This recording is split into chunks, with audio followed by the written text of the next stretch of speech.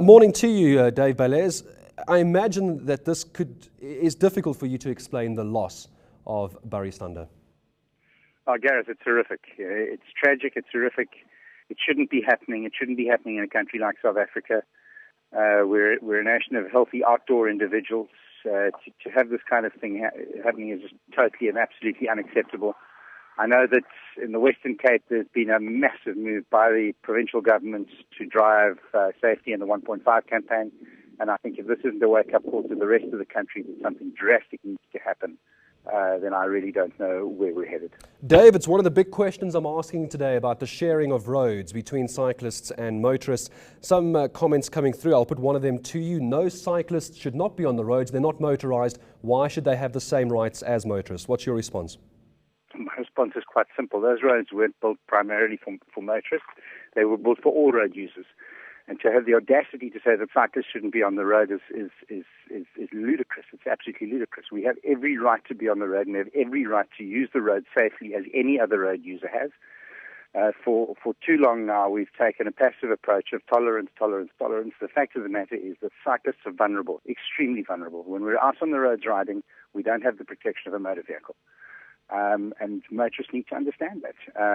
When using the road, whether you're a runner, whether you're a cyclist, or whether you're riding a horse, you have every right to be using the public services that are laid on for you. And I'm sorry, it's now time that motorists woke up to the fact that we as cyclists are on the road. We're participating in our sport or commuting to work. It isn't only folk that are training, and we need to be taken aware of.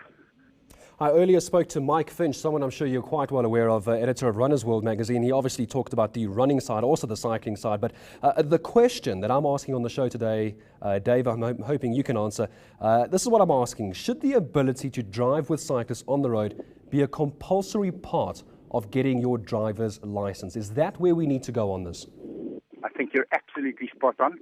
I think it should be. It isn't only about driving with cyclists on the road, but being aware of pedestrians on the road. There are a huge amount of pedestrians that are killed every year, and it should be how to behave on the roads around runners, around cyclists, and around pedestrians. The fact of the matter is that when you get in a car and you're driving it, you have the ability to kill somebody.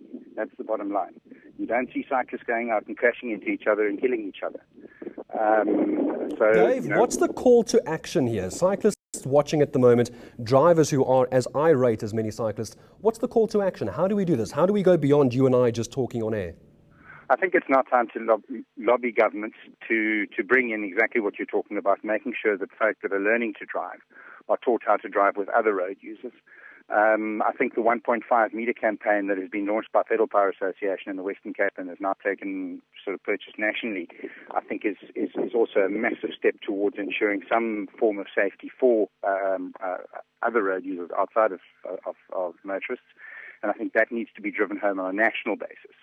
So I think, we would look to all the sporting associations, all the cycling associations around the country to pull together and take this thing to national government, this 1.5 metre campaign, and also the learner's license, the driver's license. All right, Dave, thank you very much. I wish we had better things to talk about. Dave Bellairs.